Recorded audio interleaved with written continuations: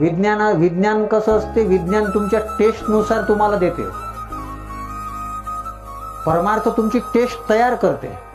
विज्ञान काय, तुम्हाला विज्ञानाला तुमच्या चांगलं होण्याशी घेणं देणं, त्याला तुमचं चांगलं होण्याशी घेणं देणं नाही. त्याला मार्केटिंग करायचं आहे.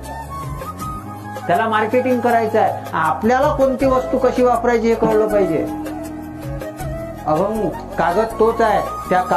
त्या कागदावर जर ओवी लिहिली तर देवाच्या मंदिरात कागद जातो, त्याची पूजा होते. कागद तोच आहे. त्याच्यावर शिवी दिली तर रस्त्यावर पडते.